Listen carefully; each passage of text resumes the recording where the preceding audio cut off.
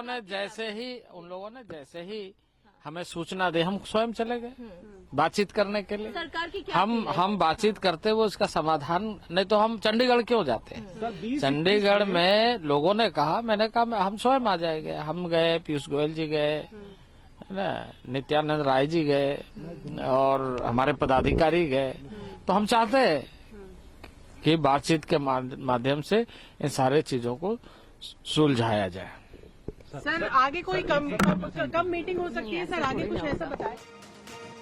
तो देखिए, केंद्रीय मंत्री अर्जुन मुंडा को आप सुन रहे थे, वो ये कह रहे हैं कि हम परेशानी का समाधान चाहते हैं और इसी वजह से चंडीगढ़ जाकर किसान नेताओं के साथ मीटिंग की गई थी। लेकिन किसान नेताओं का यह कहना है कि इस मीटिंग में सरकार की तरफ से ऐसा कोई आश्वासन नहीं दिया गया जिसके बाद हम ये फैसला लेते कि दिल्ली कूच नहीं होगा। एमएसपी पर कानूनी गारंटी की डिमांड की जा रही है किस नेताओं की तरफ से, और इसे लेकर कोई आश्वासन, कोई भरोसा फिलहाल नहीं मिला है। किसानों का यह कहना है कि 2 साल से वो इंतजार कर रहे हैं लेकिन ऐसा कोई भरोसा नहीं दिया गया। इस बीच सरकार की तरफ से कहा गया कि हम हर समस्या का समाधान चाहते हैं। देखिए, मैं चंडीगढ़ जाके 2 बार किसान संगठनों के साथ बातचीत किया और किसान संगठनों को बातचीत करते हुए मैंने ये बात बताई कि जितनी मांगे संबंधित भारत सरकार से जो विषय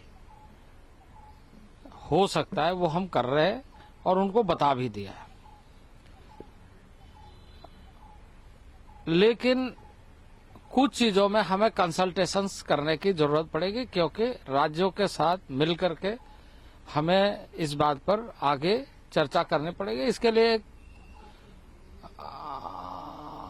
हमें ये सुनिश्चित करना चाहिए कि इसका रास्ता क्या क्या होगा, और उसके लिए यदि हम कोई एक फोरम ऐसा बनाए जिसमें हम लगातार चर्चा करते रहे और इसका समाधान निकालें। ये बात किसानों को समझने की जरूरत है कि किसी किसानों के हितों की रक्षा हो, भारत सरकार प्रतिबद्ध है, और उसके साथ साथ जनसामान्य को कोई कठिनाई ना हो। दोनों ही बातों को जो संगठन है, किसान संगठन, उनको समझना पड़ेगा। सर कांग्रेस और समाजवादी पार्टी इस किसान आंदोलन को सपोर्ट कर रहे हैं, क्या कहना है इस बार? आपको लग रहा है कहीं ना कांग्रेस पार्टी के बहुत सारे नेताओं की तरफ से राहुल गांधी और इन सब लोगों ने ट्वीट कहा। देखिए इस समय मैं वो कुछ भी मैं इसलिए नहीं कहूंगा क्योंकि किसान के हितों की चिंता हमें ज्यादा रखनी है। कोई राजनीति कर रहा है, क्या कर रहा है, क्या नहीं कर रहा है, इस पर हमें जाना नहीं है। हमें विस्तृत रंग से अभी हम ये इतना ही कहेंगे कि हम हमेशा बातचीत के लिए तैयार है, हमेशा डिस्कशन करने के लिए तैयार है, उसका सोल्यूशन निकालने के लिए जो भी हो सकता है वो सारा कार्य करने के लिए हम तैयार है, बशर्ते कि उसके लिए क्योंकि आप सब जानते हैं कि एग्रीकल्चर पूरे देश के किसानों के लिए भारत सरकार प्रोत्साहित करती है, कार्य करती है, आगे बढ़ाती है, ये बात सही है। लेकिन विषय राज्य सरकारों का भी है जहां हमें कंसल्टेशंस की जरूरत पड़ेगी। तो स्वाभाविक रूप से एक रास्ता तो अपनाना पड़ेगा, एक मेथड तो अपनाना पड़ेगा। जो भी विषय होती है उन सारे विषयों के लिए किस तरीके से, कैसे, क्या, ये विषय को समझने का तो समय चाहिए। और मैं ये कह रहा हूं कि आप उस पर बातचीत करिए, हम उसके लिए तैयार है।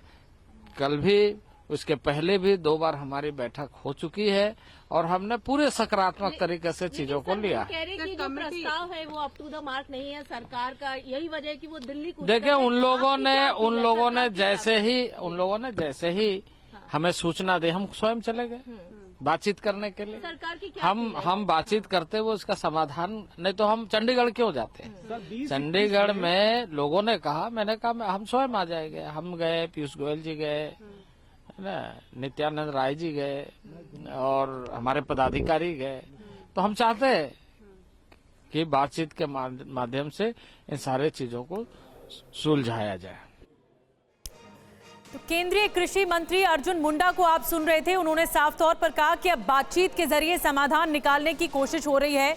इस बीच किसानों का दिल्ली मार्च शुरू हो चुका है। एक बहुत बड़ी समस्या अब यह है कि अगर बातचीत से समाधान निकालने की कोशिश होगी तो क्या आंदोलनरत हो जाएंगे किसान और डटे रह जाएंगे बॉर्डर पर, जो सबसे ज्यादा दिक्कत लोगों को होने वाली है। और आपको बता दें कि ट्रैक्टर से पंजाब और हरियाणा से किसान दिल्ली की तरफ रवाना हो चुके हैं। पुलिस के भारी पहरा है यहां पर, लेकिन इस बीच किसान दिल्ली जा रहे हैं और आ रहे हैं।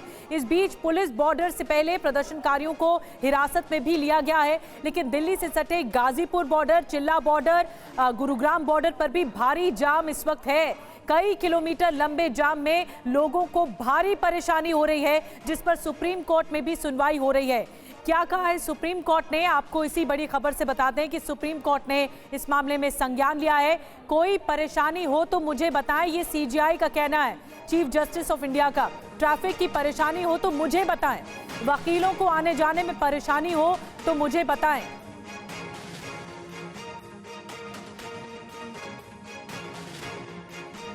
तो देखिए, ये बड़ी खबर सामने आ रही है। सुप्रीम कोर्ट ने कैसे इनडायरेक्टली किसान आंदोलन का संज्ञान लिया है और साफ तौर पर यह कहा है सीजीआई ने कि किसान आंदोलन की वजह से अगर किसी वकील को देरी हो रही है अदालत पहुंचने में तो हम एडजस्ट कर लेंगे, कोई आदेश एक पक्षीय नहीं होगा, ये कहा है सीजीआई ने। पीयूष पांडे हमारे संवाददाता इस वक्त हमारे साथ मौजूद हैं। पीयूष, हम देख भी रहे हैं दिल्ली में जगह जगह जबरदस्त लंबा जैम लगा हुआ है। ऐसे में जाहिर है वकीलों को भी अदालत पहुंचने में दिक्कत हो रही होगी।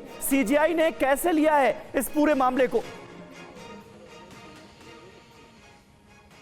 बिल्कुल समीर, देखिए, जब सीजीआई के सामने एक वकील साहब ने ये कहा कि उन्हें सिर्फ इस वजह से देरी हुई क्योंकि रास्ते ब्लॉक हैं पूरी तरह से और किसान आंदोलन की स्थिति की वजह से हमें लगातार देरी होने की आशंका भविष्य में भी है, तो इस बात को ध्यान में रखते हुए सीजीआई ने कहा कि हम इस मामले में एडजस्ट करेंगे और कोई भी एक पक्षीय आदेश नहीं जारी किया जाएगा।